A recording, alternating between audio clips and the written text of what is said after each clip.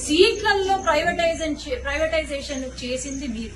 GO 107, 108, 133 జీవోలు నేను గుర్తు చేయాల్సిన అవసరం లేదు. ఆ జీవోలు తీసుకొచ్చింది మీరు.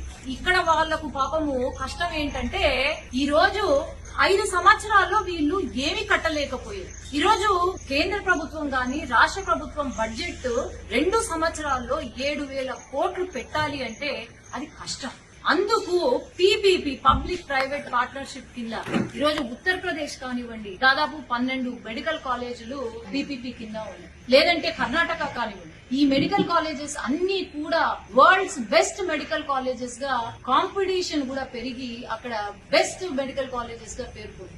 ఈరోజు సైన్స్ లేదంటే మెడిసిన్ ఫీల్డ్ లో టెలిరేడియాలజీ అయితేనేమి, న్యూక్లియర్ మెడిసిన్ అయితేనేమి, లేదంటే పెట్ స్కాన్స్ ఇవన్నీ అవసరం. జగన్ గారు ఆయన కంటే డబ్బులు ఉన్నాయి, లండన్ కి పోయి ట్రీట్మెంట్ చేయించుకుంటాడు. లండన్ కి పోతాడు, ఏమన్నా జ్వరం వచ్చినా లేకపోతే ఏమన్నా టాబ్లెట్లు కావాలన్నా లండన్ కి పోతాడు. మరి అటువంటి ఆధునిక ఏదైతే మెడిసిన్ ఉందో అది మరి పేద ప్రజలకు అవసరం లేదా అని నేను ప్రశ్నిస్తున్నాను. ఈ రోజు ఒక మాట మాట్లాడే ముందు ఫస్ట్ మీరు తెలుసుకోండి, ప్రైవేటైజేషన్ అంటే ఏంటి.